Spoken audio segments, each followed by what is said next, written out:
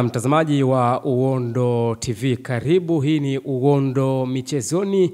Mimi naitwa Aidan Jeremiah. Taarifa mbalimbali za kimichezo hususan katika habari za kitaifa na kimataifa ambazo zinakujia kila siku kupitia Uondo TV, Uondo Michezoni. Kikubwa ambacho na kushauri mtazamaji wa Uondo TV, endelea kusubscribe, lakini usahau kulike, kushare na kucomment kuweza kuwa mtu wa kwanza kufuatilia taarifa mbalimbali za kimichezo. Sasa leo nimeona nikuletee taarifa kubwa kabisa ambayo imeonekana kutrend kwenye mitandao ya kijamii. Huyu ni Rais wa Jamhuri ya Muungano wa Tanzania ambaye ni Daktari Samia Suluhu Hassan. Stori kubwa ni ile ambayo inatrend kwenye mitandao ya kijamii ambayo inamhusu Rais wa Jamhuri ya Muungano wa Tanzania ambaye ni Daktari Samia Suluhu Hassan, hususani kwenye issue nzima ya utalii ndani ya nchi ya Tanzania. Namna ambavyo anaelezea dhamira ya Sir Jim Ratcliffe kuitumia klabu ya Manchester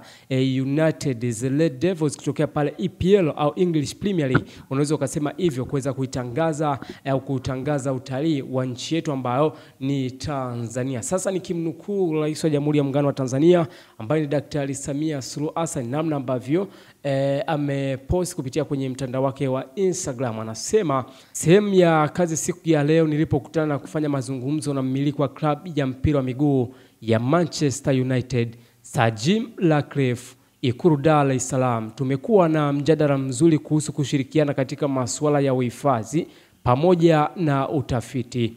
Sambamba na hayo, nimesikiliza dhamira ya Sir Jim Ratcliffe kuitumia klabu ya Manchester United kutangaza utalii wa nchi yetu, ambapo pia nimemkaribisha kuanzisha vituo vya mafunzo ya michezo, yani Sport Academy hapa nchini.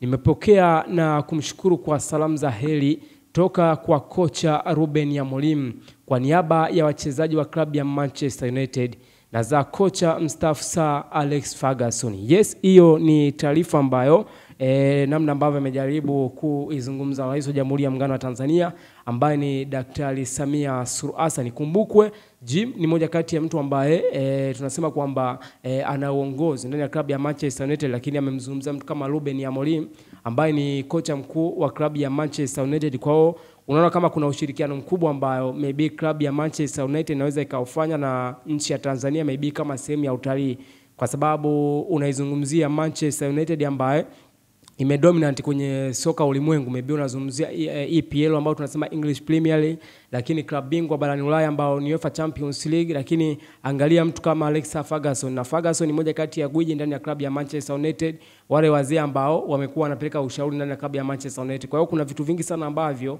kama deal kitiki, basi unaona kwamba Tanzania inaweza ikaprove kwa kiasi kubwa kutoka sehemu moja kwenda sehemu nyingine, hususan kwenye issue nzima ya tourism au utalii, kwa sababu Ferguson tunafahamu kwamba ni kama godfather kwenye mpira wa miguu, lakini pia Ruben Amorim ambaye alishawahi kupita Sporting Lisbon au Sporting CP, ni timu ambayo inatokea katika nchi ya Ureno, lakini mpaka sasa hivi yupo kwenye klabu ya Manchester United.